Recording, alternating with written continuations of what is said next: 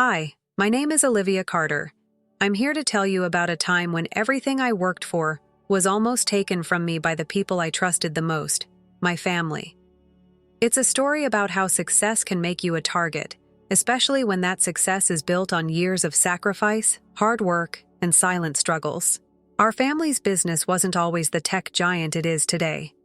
It started small, in a little strip mall, with my father, Ethan, running a barely profitable computer repair shop. I remember when he opened it, barely able to keep the lights on, but he was determined. It was his pride and joy. For years, the shop was nothing more than a small operation that didn't even pay its bills on time. I was always the one behind the scenes, quietly helping out after school while my sister, Sophie, did her thing, going to elite schools and excelling in every subject. Sophie was the star in the family, the one who got straight A's and headed off to one of the top business schools in the country. As for me, I wasn't the loud achiever. I stayed home, working on my computer science degree and helping Dad whenever he needed it. But even then, I could see something in our business that others didn't. Potential. Sophie would come home from her prestigious school and tell me I was wasting my talent. "You should be aiming higher than this," she'd say, looking at our tiny shop with disdain. But I saw an opportunity where she saw dead ends. During my final year of college, I created something that would change the course of our future, a software tool for small businesses to manage their inventory. It wasn't groundbreaking, but it was simple, efficient, and affordable. The moment local businesses started purchasing licenses, I knew I was onto something. At first, Dad didn't quite believe in it. "It's just a little program, kid," he said. But when the sales started rolling in, his attitude shifted. "Maybe you're onto something here," he finally admitted with pride. Those words meant everything to me. From that point forward, the business began to grow. I worked tirelessly, 14-hour days, 7 days a week. While Sophie was building her career in a high-powered consulting firm in New York, I was building something real. The repair shop transformed into a software development company, and we started landing major clients. Our revenue steadily increased, and 5 years later, we hit our first $1 million. That's when Sophie decided to get involved. It wasn't because she had a passion for the company or saw what I was building. No, Sophie saw an opportunity. She left her job in New York and announced that it was time for her to take her rightful place at the company. "I think with my business expertise, we could take things to the next level," she said one night at a family dinner. Dad looked at her with pride and practically beamed. "That's wonderful, sweetheart. We could use your expertise." I sat there, my fork frozen mid-air, trying to process what was happening. The company I had built from the ground up was being handed over to her like a shiny new toy. But I didn't argue. I swallowed my objections, smiled, and tried to be a team player. Sophie was appointed as co-CEO alongside me, despite having zero experience in the tech industry. Dad justified it by saying that the company needed someone with her credentials at the helm. And so, we divided the work. I focused on operations and product development, while Sophie handled marketing and investor relations. For the next 5 years, things couldn't have been more different between us.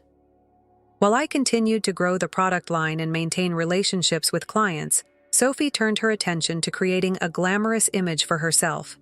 She gave interviews, attended networking events, and accepted awards for entrepreneurship, all the while taking credit for the innovations my team and I had created. The company grew. Our revenue reached $50 million annually, but so did the tension between us. Sophie started excluding me from meetings, making decisions without consulting me, and slowly pushing me to the side. I was no longer at the center of the company I had spent years building.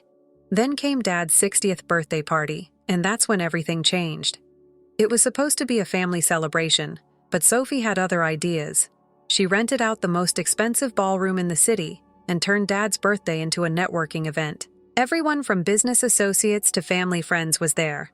As usual, I took a back seat, quietly handling the logistics and making sure everything was running smoothly. Sophie, on the other hand, worked the room like a politician, shaking hands and giving out business cards. When dinner was served, Sophie stood up to give a speech. I expected the usual heartfelt tribute to Dad, some nostalgic memories about our childhood, but instead, she dropped a bombshell that would change everything. "I think it's time to announce some changes at Chentech," Sophie began, her voice carrying across the room. "We've decided that the company needs unified leadership to move forward." I felt my heart stop.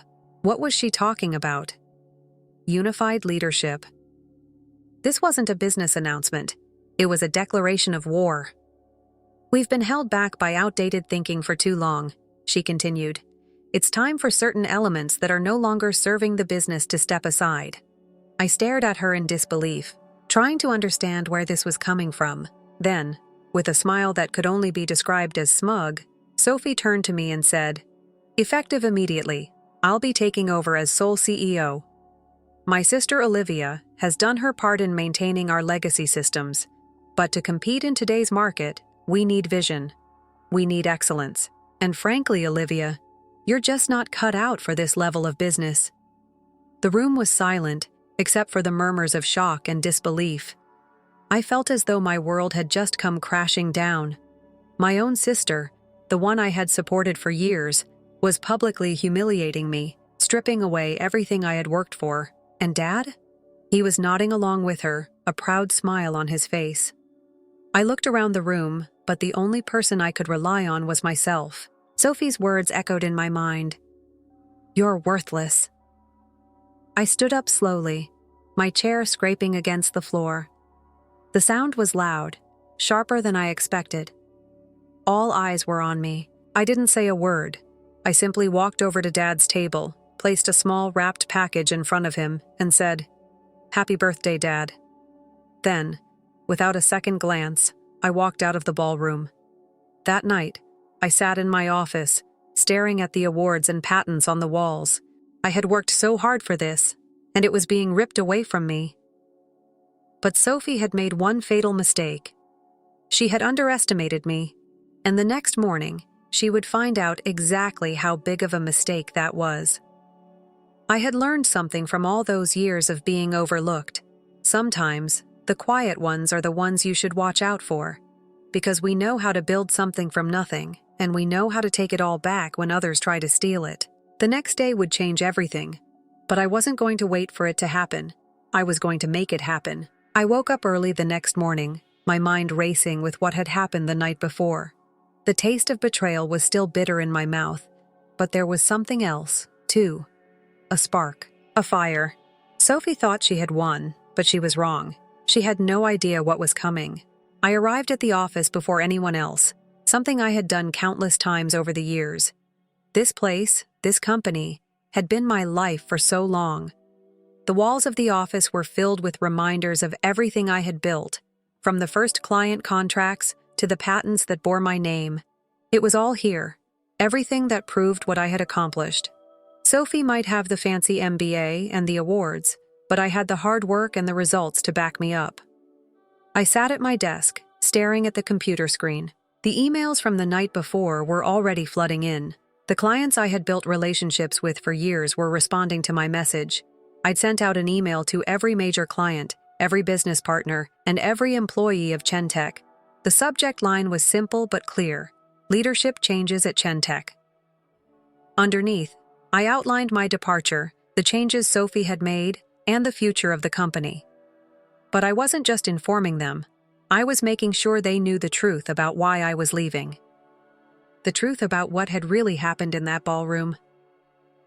At exactly 9:01 a.m., the door opened, and I heard the familiar sound of footsteps.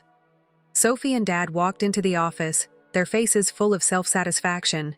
Sophie looked at me with a mix of annoyance and smugness, as if I were the one who had lost. "What are you doing here?" she asked, her voice dripping with disbelief. "After last night, I thought you'd have the dignity to stay away." I smiled at her, calm and composed. "Just tying up some loose ends, sister dear. But since you're here, we should probably talk about the company's future." Sophie's eyebrows furrowed. "There's nothing to discuss. Dad already told you Emma's in charge now." I nodded, pretending to go along with her game, but I could see the discomfort creeping into her face. I reached into my bag and pulled out my tablet. "Actually, there's something I think you've both forgotten. I flicked my wrist, and the screen connected to the large conference room monitor. A document popped up, one that made both Sophie and Dad go still.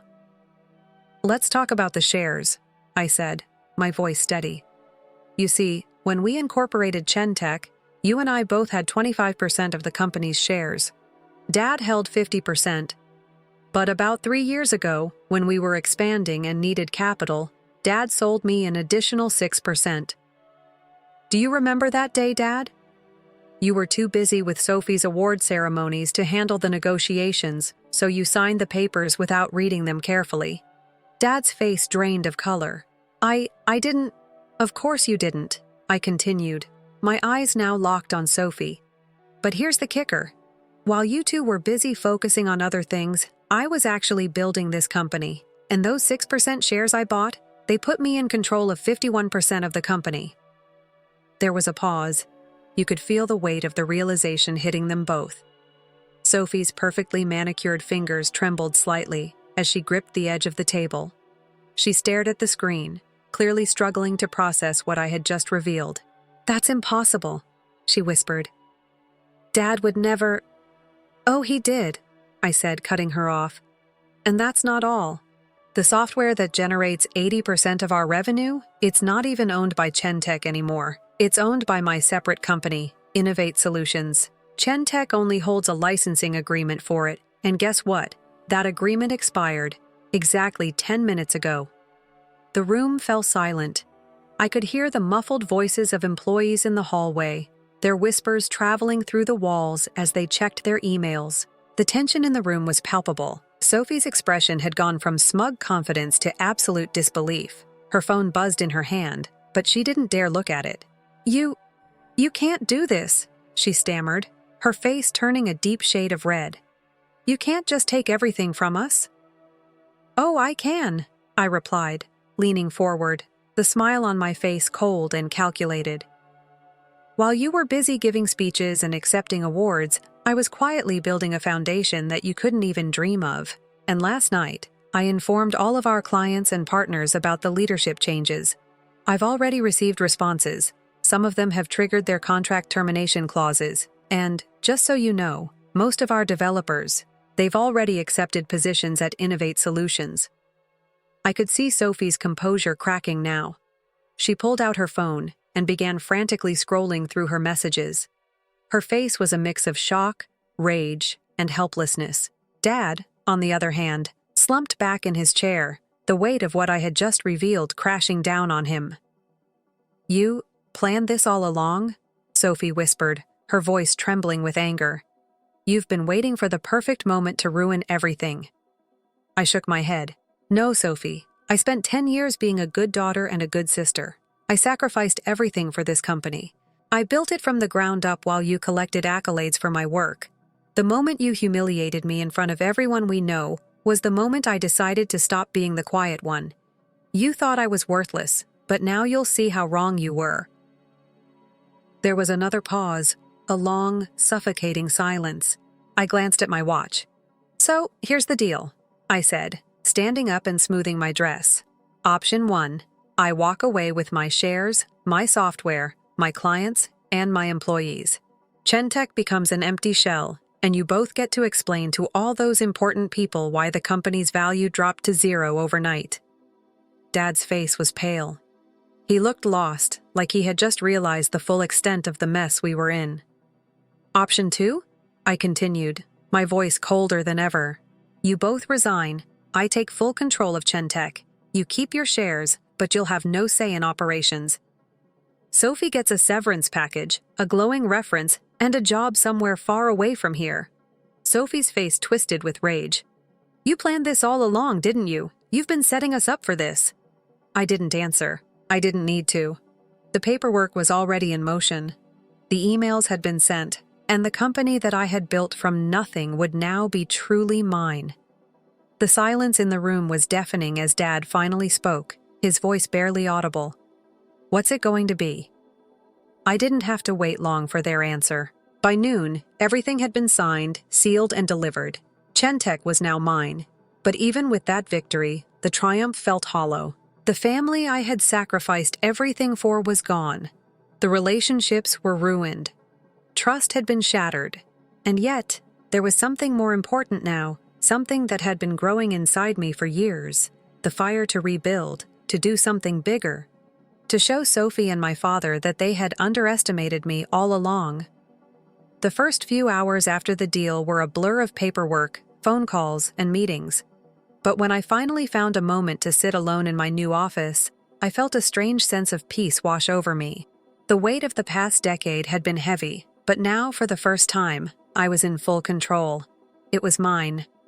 All of it. Everything I had worked for was no longer in someone else's hands, but that peace was fleeting. I sat there, looking out over the city, and the gravity of what had just happened started to sink in. Sophie and Dad had been a part of my life for so long. They had been the ones I wanted to impress, the ones I had worked tirelessly to please. And now, I had to face the reality that they were no longer part of my future, not in the way I had once imagined. Sophie had always been the golden child. She was the one who received the praise, the accolades, and the attention. But I had built this company. I had sacrificed everything to make it what it was. I had spent sleepless nights, missed family gatherings, and put my own dreams on hold. But none of that mattered to Sophie. She had dismissed me. She had made me feel worthless. And now, I was finally done proving myself to her. I thought about Dad, too. I had always respected him, looked up to him in so many ways, but he had stood by and watched as Sophie tore me down. He had supported her, praised her, while I was left to do all the hard work. And when push came to shove, he had sided with her. That betrayal hurt more than I cared to admit, but I wasn't about to let it break me. By noon, everything was in motion. The emails I had sent the night before had already caused ripples through the company. Our major clients were responding, some with termination notices, others with requests for clarification. It was clear that they weren't loyal to a name or a title. They were loyal to me. And now, with Sophie at the helm, many of them were reconsidering their relationships with Chentech. I didn't feel any satisfaction in their responses.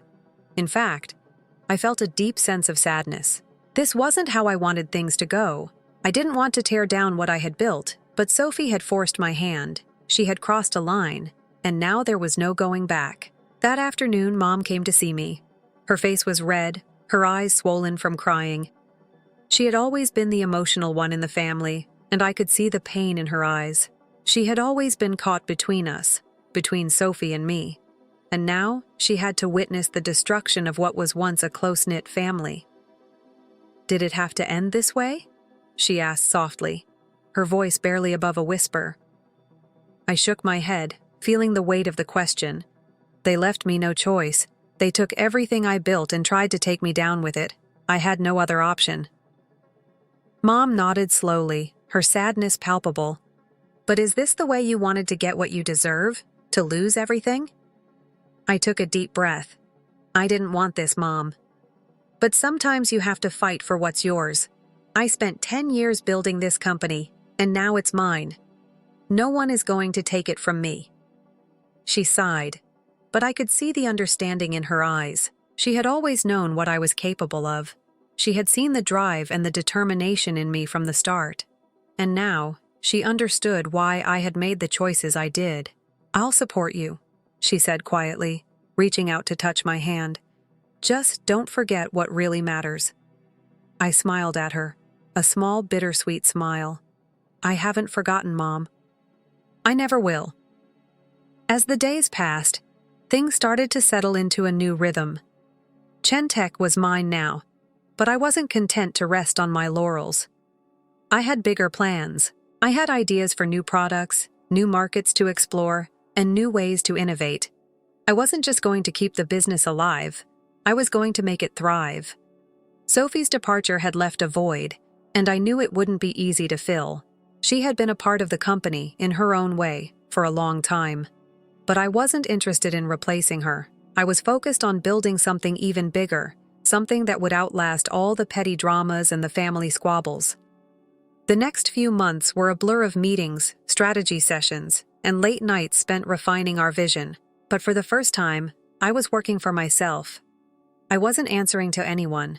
I wasn't living in the shadow of Sophie's expectations, and that, in itself, felt like freedom. I couldn't erase the hurt from the past, nor could I undo the damage to my family. But I was determined to make something of myself, to prove that I didn't need their approval to succeed. And as I watched Chentek grow under my leadership, I realized something important. The best revenge isn't about tearing others down, it's about rising higher than they ever thought possible. It wasn't long before I started to see the results of my decisions. Chentek began to grow at a pace I hadn't anticipated. The company, once a small, struggling venture, was now a thriving powerhouse, and I was the one calling the shots. But even as the business flourished, the weight of everything I had done, the decisions I had made, the bridges I had burned, settled heavily on me.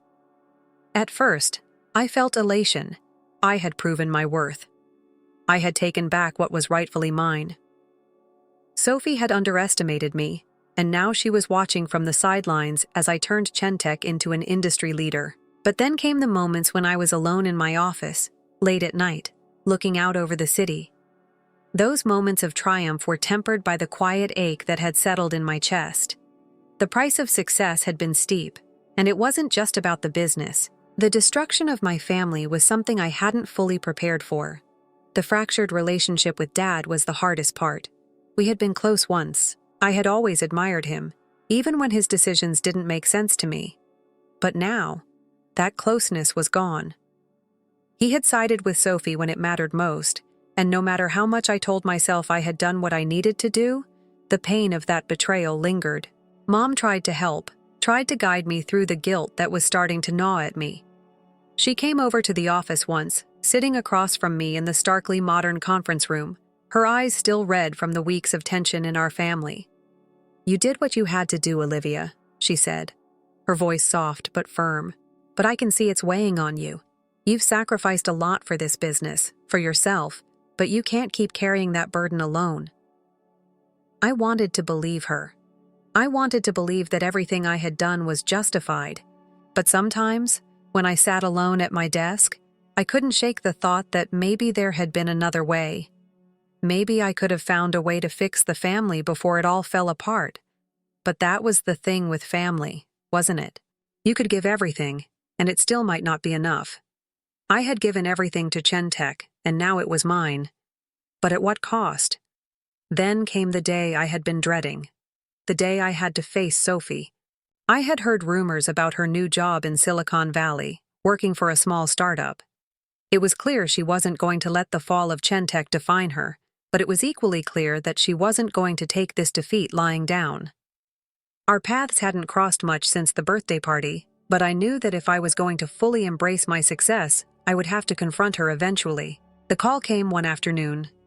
"Sophie." I hesitated for a moment before picking up. "Olivia," she said, her voice colder than I remembered. "I don't know what you think you've accomplished, but you're not the only one who knows how to build something."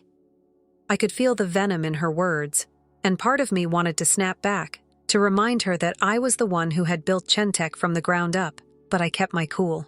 "I know you're angry, Sophie," I said, my voice steady. "But this isn't about us anymore. This is about what's best for Chentek, what's best for the future." Her laugh was bitter. "You think this is about business? It's always been about business with you, hasn't it? I was your sister, Olivia. And you did this to me. To us." I took a deep breath. "You left me with no choice. You chose to tear me down, and I had to fight for what was mine. You don't get to claim this victory when you were never a part of it." There was a long pause on the other end of the line. For a moment, I thought she might hang up, but instead, she sighed deeply. "I never thought you'd be capable of doing this, Olivia. I always thought we'd find a way to work together, but I guess I was wrong." I swallowed hard. "I never wanted it to be like this, Sophie. But you made it clear you didn't think I was worth anything. Now I'm showing you what I'm capable of." There was no response for a long moment. Then, almost as an afterthought, she said, "Maybe someday I'll understand, but I'm not there yet." And with that, she ended the call. I sat there for a long time, the phone pressed to my ear, staring out the window. The weight of the conversation hung heavily in the air, and I realized something in that moment. Sophie wasn't going to be the one to change. She wasn't going to come to me for reconciliation, not now, and probably not ever. She was too proud, too bitter, and maybe too broken herself to see the truth. But I wasn't going to wait around for her. I had my own path to follow now, and it was leading me in a new direction. The next few months were a whirlwind. Chentech continued to grow, and I pushed forward with new innovations. We launched several new products, expanded our market reach, and began attracting attention from larger companies. I was no longer just a participant in the business world. I was a force to be reckoned with, and with every new success, I felt a sense of pride that I had never felt before. I had done this. It was mine. But despite everything, I couldn't completely shake the sadness that came with the price of success. The fractures in my family were deep, and I wasn't sure they'd ever heal. But I wasn't going to let that stop me. The business I had built was just the beginning. There was so much more I could do, and now, with the weight of the past behind me, I was ready to move forward. Because in the end, the true measure of success wasn't about family approval. It was about building something that lasted. And Chentech was going to last, no matter what. As Chentech continued to soar, I couldn't help but feel the distance between me and the past growing wider. Every new milestone, every product launch, was a reminder that I had fought hard for this success. But even with all the growth, there was a nagging emptiness that lingered. The business was thriving, but something was missing. I had won the battle for control, but in the process, I had lost pieces of myself, pieces I wasn't sure I could ever get back. I had spent so many years focusing on proving myself to my family, to Sophie, to Dad, and even to myself. I thought that if I built something big enough, something strong enough, they would finally see my worth. But that hadn't happened. The gap between us had only widened, and now I was standing at the top with no one to share it with. That realization hit hardest when I looked around at the people who were still by my side, my team. They believed in me, they trusted me, and together, we had built something incredible. I realized then that the family I had been fighting for wasn't the one I'd been born into. The family I had created was the one that truly mattered. They were the ones who understood the sacrifices, the late nights, and the vision. They had always been there, and they were the ones who had helped me make Chentech what it was. But even as I embraced this new chapter, I couldn't forget the last conversation with Sophie. She was still out there, somewhere, trying to make her way in a world that had turned its back on her. I wasn't sure what the future held for her, but I knew one thing. I wouldn't be waiting around for her to change. It was time to look ahead, not back. Chentech was mine now, and I was determined to make it more than just a success. I wanted it to stand as a testament to the power of perseverance, to the strength of the quiet ones, the ones who are often underestimated, yet have the potential to change everything. The road ahead was still uncertain, but for the first time in my life, I wasn't afraid. I had everything I needed to succeed, and this time, I wasn't doing it for anyone else. I was doing it for me. A year had passed since everything changed. Chentech had expanded beyond my expectations. It wasn't just the revenue, the new products, or the accolades. It was the sense of ownership I had now. I no longer felt like I was carrying the weight of the world on my shoulders. My vision was clear, my path was set, and the future was mine to shape. But even with all the success, I still carried the scars from the battle with my family. I had started to rebuild my life, not just professionally, but personally. I had surrounded myself with people who believed in me, who had supported me from the beginning. My team, my colleagues, these were the people I could count on. They didn't see me as the second daughter, the one who was always in the background. They saw me as a leader, as someone who had earned her place at the table. For the first time, I felt truly seen, but as much as I had moved on, there were still moments when the weight of what I had lost hit me. Dad had retired quietly, his relationship with Sophie strained and distant. We saw each other at family gatherings, but the connection we once shared was gone. Sophie had left for a startup in Silicon Valley, still holding on to the bitterness of our past. I couldn't help but wonder if there would ever be a time when the wounds would heal. Despite everything, I had come to terms with it. I had tried to repair the family, but some things were beyond fixing. What mattered now was the future. I was building something that would outlast all the hurt and betrayal. Chentech wasn't just about business. It was about creating something meaningful, something that would endure long after the family drama had faded into the past. One evening, as I sat in my office overlooking the city, I thought back to everything I had been through, the doubts, the struggles, the moments of despair, and then I thought about how far I had come. I had built this company from the ground up, and it was stronger than ever. I had proven that being underestimated was a gift, not a curse. It had driven me to work harder, to push further, and to never settle for less than what I deserved. I smiled to myself, knowing that the real victory wasn't in the business I had built, but in the person I had become. I was no longer the quiet one, the one who was overlooked. I was the one who had turned a small tech company into a $50 million empire. I had done it on my terms, and I was proud of that. In the end, I had learned the most important lesson of all. Success isn't just about achieving your goals. It's about staying true to yourself, no matter how many people try to bring you down. It's about understanding that sometimes the most valuable things in life are the ones you have to fight for. And as I sat there looking out at the skyline, I realized that my legacy wasn't just the company I had built. It was the strength I had found in myself, the resilience to overcome everything life had thrown at me. It was knowing that no matter what happened next, I had already won. The future was waiting, and I was ready for it. Story 2. Another notification of customer termination. As I gazed at the email on my laptop, my assistant Lisa inquired, "This week's 5th one is that one." I gave my task a firm nod. They all cited the same justification for moving their operations to Summit Solutions. The business of my brother David. I'm Alexandra Chen, and I was observing the business at the age of 35. Not due of market forces or poor choices, but because my own brother had planned its demise, I had spent 10 years constructing the collapse piece by piece. Has the tour account contacted you? Even though I already knew the answer, I asked Lisa. With yearly contracts totaling about $2 million, they had been our largest client. She gave a headshake. They're meeting with David this afternoon. He did, of course. Using insider knowledge he had acquired over the years of working together before he departed to launch his own business, David had been methodically pursuing my best clients for months before he concluded that ruining mine was the way to success. It buzzed on my phone. Talk about the devil. Hello, David, I said in a bland tone. I say, he says. His voice was full of phony worry as he spoke.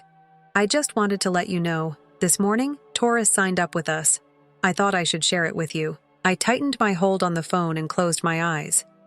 How kind of you. This is simply business, Alex. It's like that.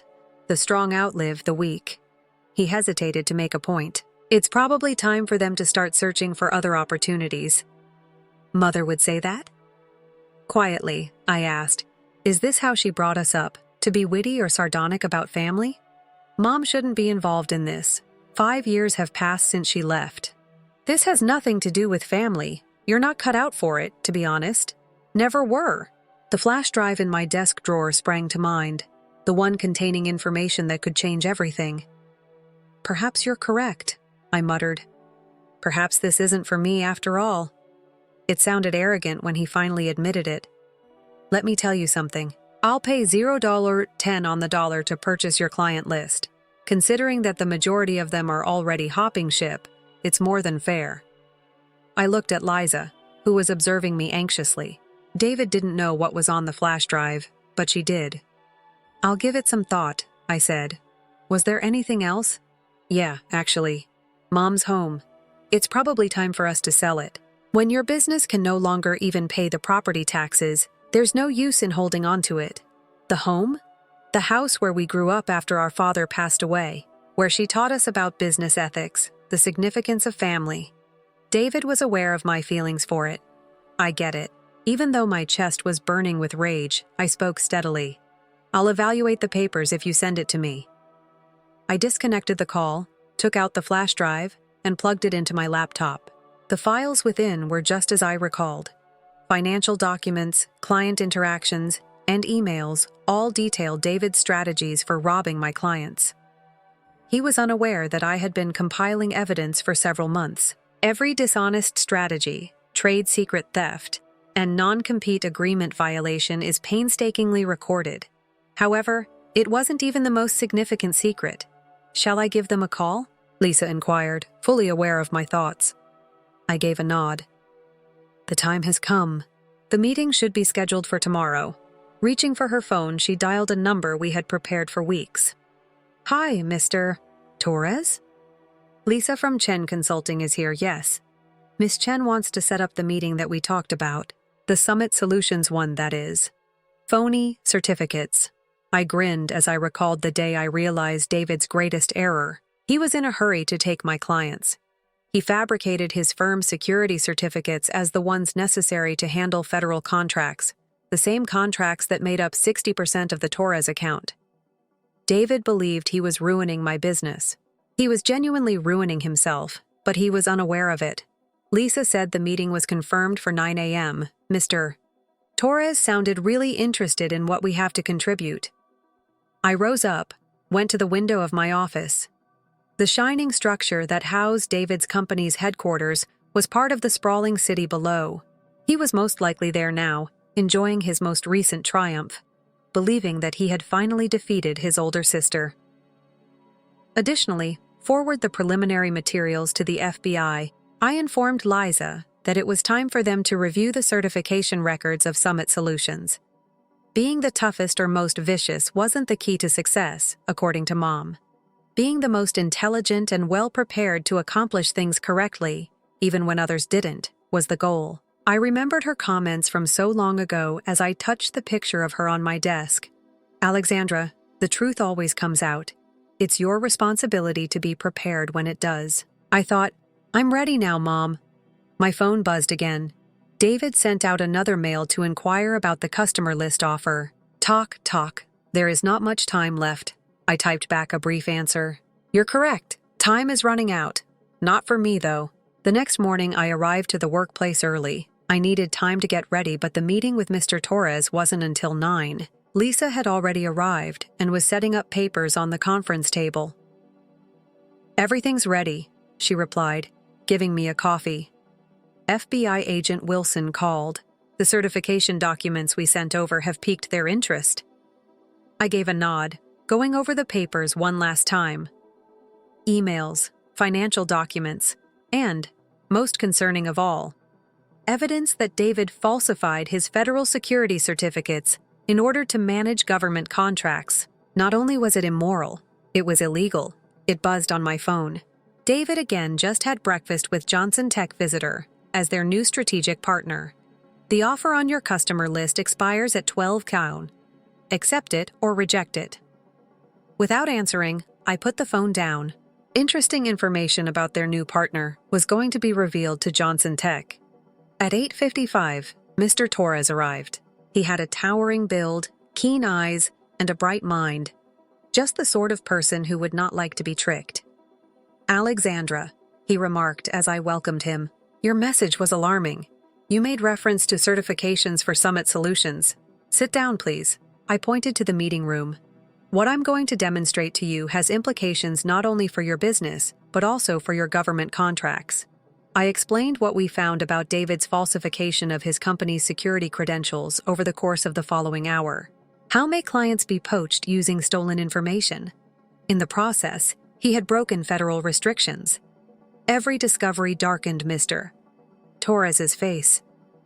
"These government contracts require top-level security clearance," he replied hesitantly. "Summit Solutions lacks the necessary certification. Your business may be held accountable. I completed the contracts, and there may be federal fines and avoiding."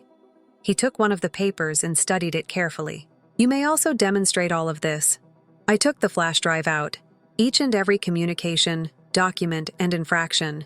"It's everything here. Copies are already with the FBI." He gripped the page tightly. "That son of a..." He reassured us that all was well. "Millions of people are signing these contracts." "Yeah," I answered quietly. "That's why I call this meeting. You needed to know the truth before it was too late. My phone buzzed once more at that moment. David was phoning. I let the voicemail go. Now what? Mr. Torres inquired. His tone was tight with restrained rage. I said, that depends on you. All of Chen Consulting's certifications are still valid. We can manage. The return move. Reduce the amount of time your activities are interrupted. Slowly, he nodded. As well as Peak Solutions. That will be up to the FBI. I assume they'll be paying my brother a visit pretty soon. Like clockwork, Lisa knocked and walked into the meeting room. I'm sorry to interrupt, but you should see this. She switched on the wall-mounted television. My breath caught as I read the news headline. A small IT business is raided by the FBI due to phony government certificates. Agents were seen on camera carrying big boxes of paperwork as they entered Summit Solutions, and there, David was being led away. His expression was one of surprise and bewilderment. My phone began to ring once more, but this time it was from an unidentified number. Since I wasn't returning his calls, it was most likely David using someone else's phone. The news clip was viewed by Mr. Torres. He had a somber countenance. He got to his feet and remarked, I have some calls to make. After he leaves, we should talk about transferring our contracts back to Chen Consulting right away. Lisa looked across at me. David's been contacting the workplace incessantly. Shall I continue to block him? I considered it for a while. No, I responded at last. Put him through when he calls again. There wasn't much waiting for me. My phone buzzed once more in a matter of minutes. What did you do? David's voice sounded rough, worried. The FBI is bringing up the subject of phony certificates. I need your assistance, Alex. I close my eyes and recall all the times he attempted to ruin my business, steal my customers, and take away all I had worked so hard to achieve. Assist you? I said it again, quietly. As in you assist David? Are you referring to this type of familial support? This isn't the same, he yelled. These are federal charges. I could end up in jail. Yes, I answered coolly. You might. There are repercussions for actions. David. Remember Mom taught us that? He was silent for a while before continuing. He spoke in a different tone. Littler? It's almost like my old little brother. Alex, please. I made a mistake. Now I am aware of that. I need my big sister, though. I tightened my hold on the phone as I considered all the events that had brought us to this point. The decisions he'd made. He went across Colleen's. My lawyer will get in touch with you. Finally, I said. But this is the final time, David. Whatever happens next. We're finished. Before he could answer, I hung up. I could see more news through my office window, and I felt a weight lift off my shoulders. Arriving at Summit Solutions are vans. The tail was breaking wide open. Lisa showed up at my door. Johnson Tech is an online school. They would like to talk about returning their company to us. I picked up the phone and nodded. What David had attempted to destroy needed to be rebuilt. However, I know precisely who I can trust and who I can't. So I do it this time. I was sitting in my office reading contracts 3 weeks after the FBI raid. Chen Consulting regained the trust of Johnson, Tech, Torres, and the majority of our other previous clients. With its assets frozen and its reputation in ruins, Summit Solutions was the subject of a federal probe. Lisa said, "Your brother's lawyer is here," as she stood at my doorway. "He is asking to meet." I looked at the time, exactly on schedule. Send him in. One of the best criminal defense lawyers in the city, Richard Bennett, came into my office with a heavy folder. He had a somber face. He started to sit, Miss Chen. I will be straightforward. There is a ton of evidence against your brother. He is investigating significant federal accusations related to fraud, document falsification, and government contract violations. The prosecutors are talking about 15 to 20 years. I maintained a neutral expression. You're telling me this, but why? He bent over. As you are the most important witness. Your evidence, your testimony. It's the cornerstone of their case. However, you are his sister as well. We hope you will think twice about collaborating. Uncooperative? I repeated slowly. Do you mean to tell federal investigators a falsehood? Don't provide evidence. Think about your family, he pushed. Your mom left you, I spoke sharply. You have no right to include my mother in this. When David was attempting to ruin my business, stealing my clients, and threatening to take our childhood home, he didn't consider his family. Bennett made an uncomfortable move. He erred. He knows that now he's prepared to make full restitution to your company. How much money? I took the money that he had taken from my customers, the money he acquired by means of deceptive agreements. He has no right to give such money. At that moment, my phone began to buzz. David texted, "Help me, please. Alex, I beseech you. Your mother would want you to assist the family." I showed Bennett the message. "Look at this. Even today, he's attempting to influence me, avoiding repercussions by using our deceased mother." "Chen, miss." "No," I answered firmly. "I'll be quite clear with you about what I intend to accomplish. I will provide testimony. I will make sure that everyone is aware of David's actions and provide all of the proof I possess. He is your sibling." Bennett made one final attempt. "Indeed, he is. This is the reason it hurts so much. However, there are instances when those closest to us are the ones who cause us the most pain. And sometimes, allowing someone to suffer the repercussions of their behavior is necessary for love." I took a car to our mother's place after Bennett departed. David had attempted to coerce me into selling it. Her roses were still in bloom, but the yard was overrun.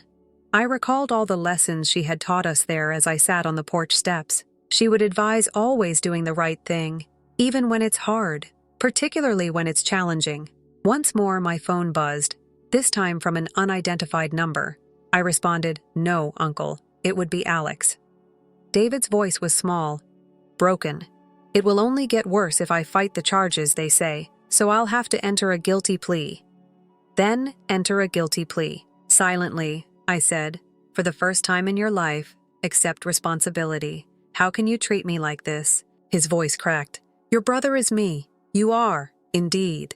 I'm your sister too, the one you attempted to destroy, remember? The one whose customer you stole, whose business you destroyed." He remained silent for a while. I didn't think. I had no intention of it getting this far. However, it did get it thus far. "David, you crossed lines that can't be uncrossed. You now have to deal with the repercussions." I touched the blooms that Mom cherished as I strolled around her yard after we hung up. I would meet with federal prosecutors tomorrow. I would tell them everything. It was just not out of retaliation. I watched David enter a guilty plea in a courtroom 6 months later. As they carried him away, the judge gave him a 12-year sentence with the prospect of parole. He looked back at me one last time. I saw something in his eyes I had never seen before, recognizing. I went back to Mom's place that night. However, I wasn't alone myself this time. I was accompanied by Liza and a few employees. As we made our way through the overgrown yard, Liza remarked, "Are you sure about this?" I gave a nod. Mom always wanted to be of service to others. We shall pay tribute to her memory in this way. At the front gate, the sign was already being put up. The Chen Foundation promotes corporate ethics.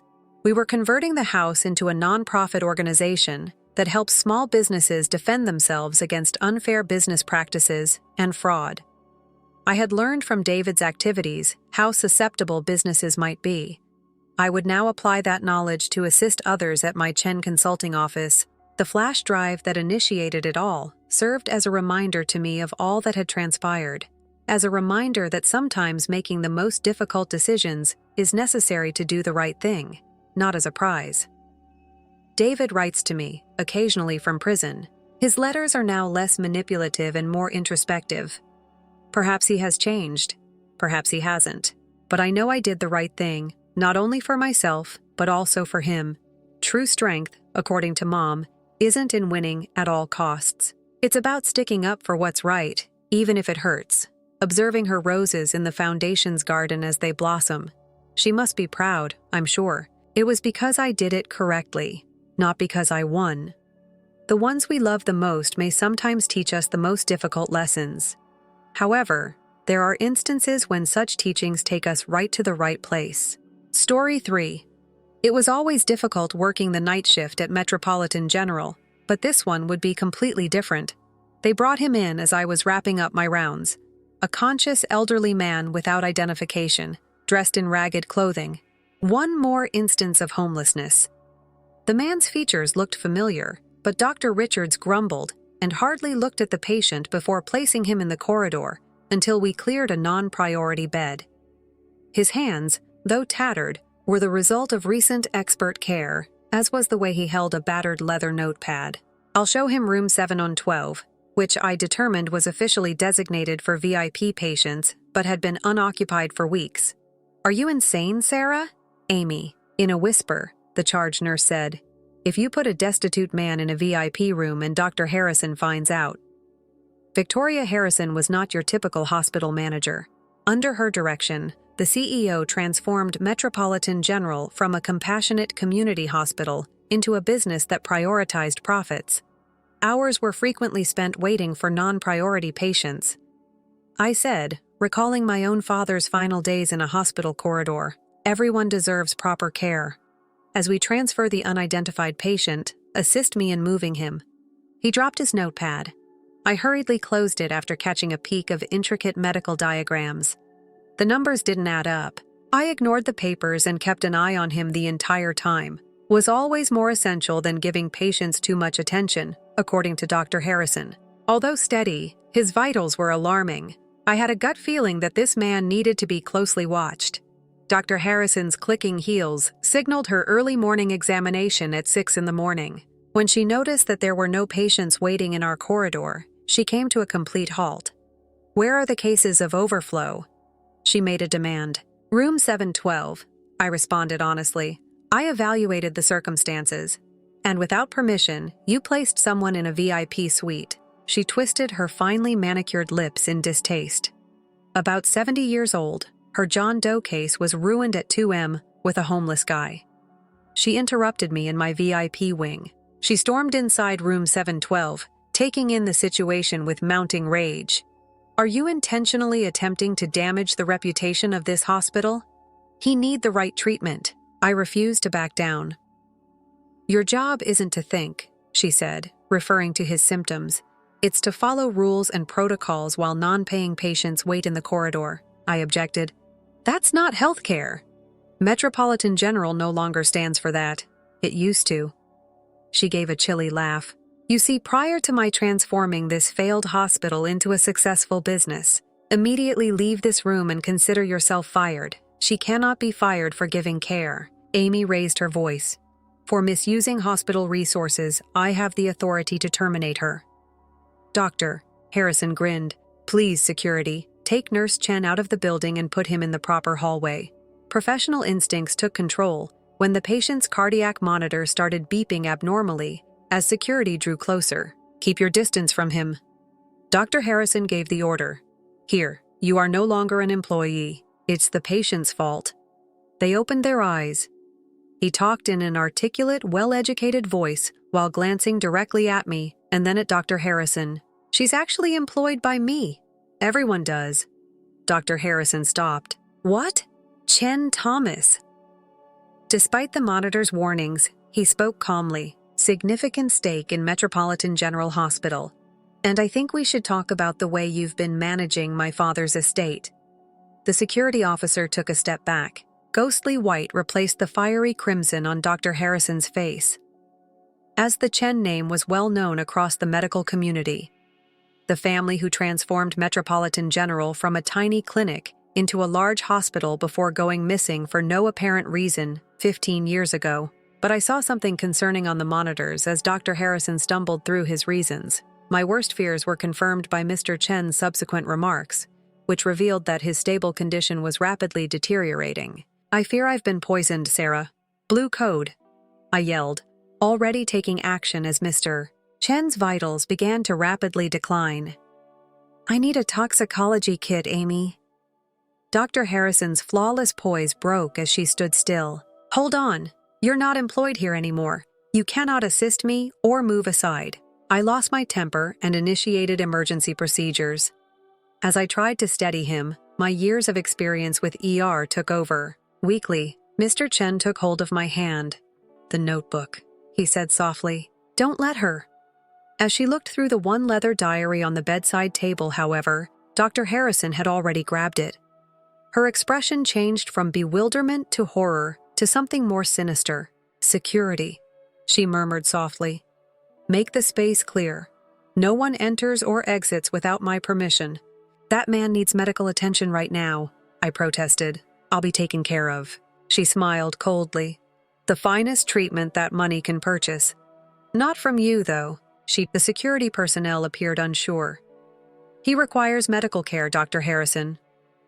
She interrupted them, saying that he needed to realize that some things should remain hidden, such as what actually transpired with his father 15 years ago. One of the security officers grabbed my arm as I went to assist Mr. Chen, whose monitors were now shrieking, not the hospital's normal security.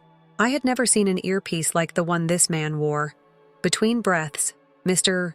Chen managed to handle the poison. I wasn't alone. Examine the overall supply. My understanding was filled with horror. Over the last month, I've noticed an uptick in problems in routine instances, little things, unexpected responses to common drugs and patients who take longer to recover. The medical supplies in the hospital have been tampered with by you. I made the accusation against Dr. Harrison. You switched suppliers last month for that reason. You have been limiting access to the pharmacy records because of this. She chuckled, tampering with a harsh, strange sound. I've been fixing an error. I was meant to own this hospital. Richard Chan gave everything to his idealistic son, despite having pledged it to me before to his unexplained tragedy. You have been gradually poisoning patients, then? I remarked incredulously, forcing the Chin family to sell the hospital since it appeared inept. Smugly, she concluded. To address the hospital's future, the board will meet tomorrow. They become aware of the malpractice hazards once they observe the death statistics. She gave Mr. Chen a soft touch on the hand. Do not be concerned.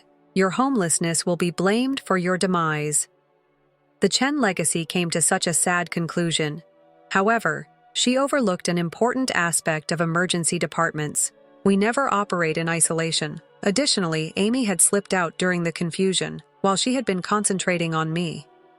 The speaker in the room came alive. In process is Code Black. Protocol 17 is promptly implemented by all staff members. The face of Dr. Harrison became pale. No, that isn't feasible. Years ago, that protocol was removed. Was it? Mr. Chen spoke softly. Make it clear. Or did you simply assume it was? Something startling was seen on Dr. Harrison's hands and clothing as the light abruptly changed to UV. Under the specialized light, traces of the very toxin she had been employing were visible, blazing in an unmixed blue. She took out a syringe, however, as security proceeded to arrest her. No one moves. He receives the entire dosage in a single step. She was unaware of the faint smile on Mr. Chen's face or the abrupt stabilization of his rapidly declining vital signs. Dr. Harrison, that syringe is interesting. Mr. Chen's voice suddenly became considerably more powerful. However, I think it contains saline. Dr. Harrison gazed at the syringe she was holding before turning to the monitors that displayed Mr. Chen's stabilizing vitals. It's impossible, she said. When I unintentionally knocked over your coffee during the Code Blue, I finally understood and explained that the toxin had been eliminated approximately 20 minutes prior. My ID badge dispenser had the antidote. All employees are affected by the standard issue under Protocol 17, which you believe to have been eliminated. Just like you thought you'd erase all traces of what happened to my father 15 years ago, Mr. Chen said, sitting up taller. Damning evidence of glowing residues of numerous chemicals on Dr. Harrison's hands, clothing, and even her high-end purse was shown by the UV rays. Desperately, she pleaded, "You don't understand. Everything was going to be ruined by your father. We were going bankrupt because of his health care for our coverage, when he declined to alter his direction. You orchestrated his mishap," Mr. Chen concluded. However, you made a critical error. Amy came back with a group of FBI officers under the command of a well-known individual. The disdainful doctor from before, Dr. Richards. Agent Sarah Chen, my putative co-worker, introduced herself, FBI's section of healthcare fraud. For months, we have been constructing this case. At last, Dr. Harrison lost all of his composure. Everything was a setup. Not quite, Mr. Chen clarified. Although we didn't know her, we were aware that someone was poisoning victims. I took a calculated risk by admitting that I was homeless in order to attract the offender. However, Dr. Harrison gave me a startled look. "Sarah, I take it she's simply a nurse?" Mr. Chen grinned. Or was it she who initially identified the pattern of complications? It was that person who began recording everything in the notebook you're carrying, which, by the way, is transferring everything you've said to the FBI. Her reaction as she discovered the full extent of the trap was captured by the notebook's concealed camera beeping abruptly. Harrison, however, hit a button on her phone as police prepared to arrest her doctor. "I'm bringing the entire hospital with me if I go down." Alarms started to sound on security monitors across the facility. Emergency doors were seen to close on their own, locking personnel and patients within Dead Man's Switch. She burst out laughing. Within 15 minutes, the automated dispensing system will automatically dispense all of the hospital's contaminated medications. Hundreds of patients, except for what? Agent Chen made a demand, unless the Chen family fully and irrevocably transfers control of the hospital. With a quiet query in his eyes, Mr. Chen gazed at me. What was it that Dr. Harrison was unaware of? I had another secret, though, which none of them knew. "Actually," I said softly, withdrawing my nurse's ID badge, "the hospital has already been signed over by the Chen family." I reached into my scrub pocket and took out another badge. One thing caused the eyes of Dr. Harrison to widen. "Dr. Harrison, briefing Sarah Chen, MD, PhD, Chief Executive Officer, Metropolitan Health Systems, no." "It is not impossible, but it is impossible," Mr. Chen grinned. "Unavoidable. Sarah isn't just any nurse, you see. She is my daughter. More significantly, she is the granddaughter of Richard Chen." The pieces snapped into place for everyone watching. "Why?" I held every job in the hospital, from nurse to janitor. Why each patient meant so much to me. I wasn't merely picking up the skills. I was starting from scratch to learn about my grandfather's heritage. Last week, the paperwork was completed. I described how to use my actual credentials to access the hospital's primary system. Your Dead Man Switch, then. It's trying to access a system you no longer control. We could see the emergency procedures on the monitors, such as reversing doors, unlocking medication systems, and going back to business as usual. However, Dr. Harrison, your father, sputtered. Richard Chen died before he could. "What might he do first?" I inquired. "You will be named a successor by changes." On the closest screen, I retrieved papers. In fact, he accomplished something far more significant that evening. He took notes on everything. Security film that was 15 years old but still very clear started to play. In my grandfather's office, it depicted a younger Harrison, wanting authority over the institution. "The medical field is a business. In the video," she yelled, "not your personal charity. One has a right to health care." Calmly, my grandfather's voice answered. "Additionally, this hospital will never put financial gain before of patient care, not with a living Chen to stop it." The video shows what transpired next. Dr. Harrison's wrath, the poison she placed into his drink, not understanding he'd already changed the glasses. Mr. Chen said that he survived. Seldom. But as long as she was in charge, he knew the hospital wasn't secure. In order to preserve his legacy until the appropriate time, he went into hiding. I was getting closer to Dr. Harrison at that point, since he was looking for someone who could completely revamp Metropolitan General, someone who was aware of every job, every patient, and every aspect of running a hospital. Agents from the FBI swooped in to take her into custody. Dr. Harrison, however, had one last move to make. She took out a second phone, a Dead Man's Switch for something far worse. "One press," she said, "and every media source receives proof of patient maltreatment under Chen family control. Your reputation will be shattered." It nearly made me chuckle. "You're referring to the meticulously recorded instances of negligence that you planned? The ones that we have spent months monitoring and fixing. Verify the signal on your phone." She hit the button repeatedly, getting increasingly anxious. Nothing occurred. I stated that the signal blocking in hospital rooms is superb, particularly when you are aware of the frequencies to focus on as they release her in handcuffs. When the morning shift came, their hospital had undergone a transformation. The long-lost Thomas Chen was now identified as the homeless patient. Most significantly, the hospital was reverting to its original purpose, and the nurse who had been sacked was now its new CEO. After a year, Metropolitan General has the best patient care in the nation. I still wear my real name badge when I work nursing shifts on a regular basis. While I concentrate on medical, my father manages the business aspect. Carrying on my grandfather's practice of prioritizing patients, Dr. Harrison is compelled to give her fellow convicts basic medical treatment while serving her term in a minimal security facility. Being compelled to offer what you attempt to keep from other people might sometimes be the finest karma. The notepad that documented everything. It sits in my office, a reminder that the most essential medical instrument isn't technology or money. It's the readiness to treat any patient, irrespective of their financial situation or looks. At the end of the day, you never know who could be the homeless person in your emergency department, or more crucially, when a regular person could require extraordinary treatment. Story 4. The rain battered against my car windows as I watched my husband, David, load my stuff into cardboard boxes from the driveway. I could picture his mother, Patricia, standing smugly at our doorway, finally won after 2 years of trying to destroy our marriage. It's unbelievable that you deceived me. Hours before, David had stated. His tone was one of betrayal and grief. Show me everything, Mom. Your automobile registration to a parking lot, your unusual financial transfers, even images of you sleeping in your car. You don't actually work as a software developer, do you? You're homeless and taking advantage of me. If only he were aware of the reality. My father's medical research charity was the recipient of the dubious transactions.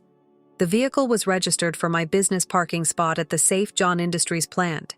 Additionally, those pictures of me dozing off in my car were shot while I was doing midnight surveillance shifts to keep an eye out for possible corporate espionage. However, I was unable to share any of that with him.